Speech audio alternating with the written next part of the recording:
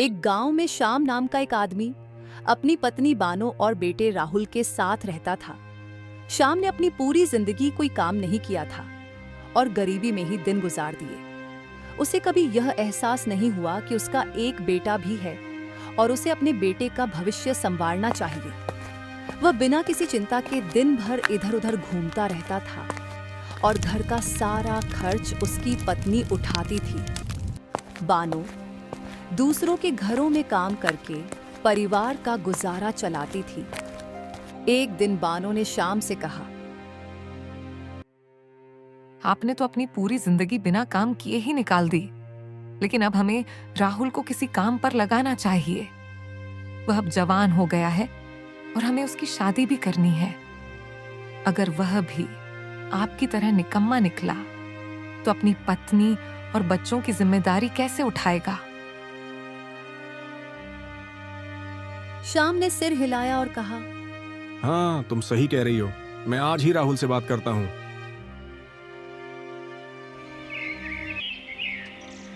अगले दिन श्याम ने राहुल को बुलाया और कहा, बेटा, अब तुम बड़े हो गए हो, तुम्हें कोई काम करना चाहिए। राहुल ने पूछा, तो आप मुझे किस काम पर भेजना चाहते हैं? श्याम ने कहा, बेटा, मजदूरी कर लो, किसी गोदाम में काम कर सकते हो। राहुल ने जवाब दिया, मजदूरी से कुछ खास नहीं होगा। मैं अपना कोई काम शुरू करना चाहता हूँ। श्याम ने समझाया, बेटा, अपना काम शुरू करने के लिए पैसे चाहिए, जो हमारे पास नहीं है। पहले 2 महीने कहीं नौकरी कर लो, फिर जब पैसे इकट्ठे हो जाए तो अपना काम शुरू कर लेना। राहुल ने हामी भर दी। ठीक है पापा, मैं कल से काम की तलाश शुरू करूंगा। अगले दिन सुबह राहुल काम की तलाश में निकला। रास्ते में उसे एक बूढ़ा आदमी मिला जो बहुत थका हुआ लग रहा था। राहुल ने पूछा, बाबा, आप ठीक नहीं लग रहे, क्या मैं आपकी कोई मदद कर सकता हूँ? बूढ़े आदमी ने कहा, बेटा, मैं अकेला रहता हूँ और अपने सारे काम खुद करता हूँ, इसलिए बहुत थक जाता हूँ। अब मेरी उम्र इतनी हो गई है कि मुझसे काम नहीं होता। मैं किसी ऐसे व्यक्ति की तलाश में हूँ जो मेरे साथ रहे और मेरा काम संभाले। बदले में मैं उसे अच्छा वेतन दूंगा। राहुल ने उत्सुकता से पूछा, क्या आपको सच में किसी की जरूरत है?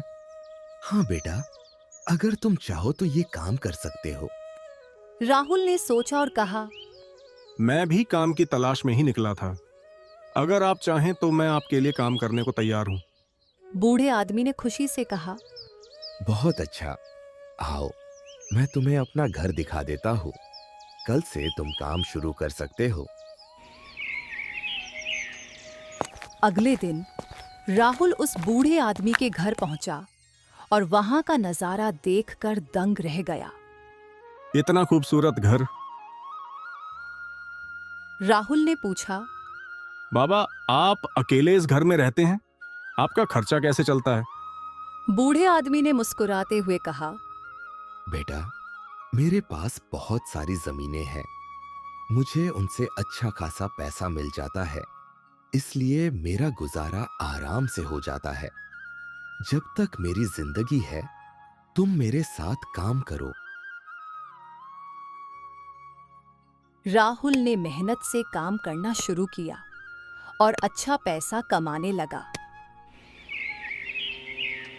कुछ समय बाद बूढ़े आदमी ने राहुल को बुलाकर कहा, बेटा, मेरी जिंदगी का कोई भरोसा नहीं। मैं कभी भी इस दुनिया से जा सकता हूं। मेरा इस दुनिया में तुम्हारे सिवा कोई नहीं है। इसलिए मैं चाहता हूं कि अपनी सारी जमीन तुम्हारे नाम कर दूं। इन जमीनों को कभी मत बेचना, बल्कि खुद खेती करना और गरीबों की मदद भी करना। राहुल भावुक हो गया और बोला, बाबा, आपने मेरे बारे में इतना सोचा, मैं इसे कभी नहीं भूलूंगा। कुछ ही दिनों बाद बूढ़े आदमी का निधन हो गया।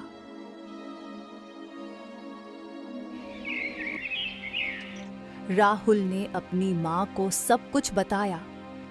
उसकी माँ ने खुशी से कहा, बेटा, मुझे तुझ पर गर्व है।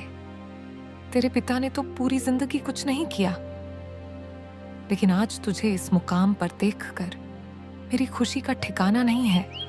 धीरे धीरे राहुल की खेती फलने फूलने लगी। उसने गांव में घोषणा करवा दी कि जिसे भी मदद की जरूरत हो वह उसके पास आ सकता है।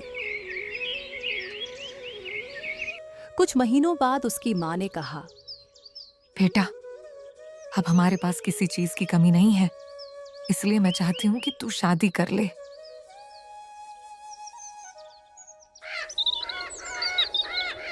राहुल की शादी हो गई, लेकिन कुछ समय बाद उसकी पत्नी उसकी माँ से बुरा व्यवहार करने लगी। एक दिन जब राहुल जल्दी घर पहुंचा तो देखा कि उसकी माँ सारा काम कर रही थी। यह देखकर वह गुस्से में अपनी पत्नी से बोला, ये सब क्या है? सोचो, अगर इस बुढ़ापे में अपने बच्चे हमसे काम कराएंगे तो हमें कैसा लगेगा? सारी जिंदगी मेरी माँ ने मेहनत की है, अब बुढ़ापे में भी मैं उनसे मेहनत नहीं करा सकता। बेटा, जो अपनी गलती मान ले वही सबसे बड़ा इंसान होता है। इसके बाद पूरा परिवार खुशी खुशी रहने लगा। प्यारे दोस्तों, हमें हमेशा अपना काम मेहनत से करना चाहिए और हमेशा बड़ों की इज्जत करनी चाहिए। प्यारे दोस्तों, इस कहानी को लाइक, कमेंट और चैनल को सब्सक्राइब करना बिल्कुल ना भूलें। Thank you.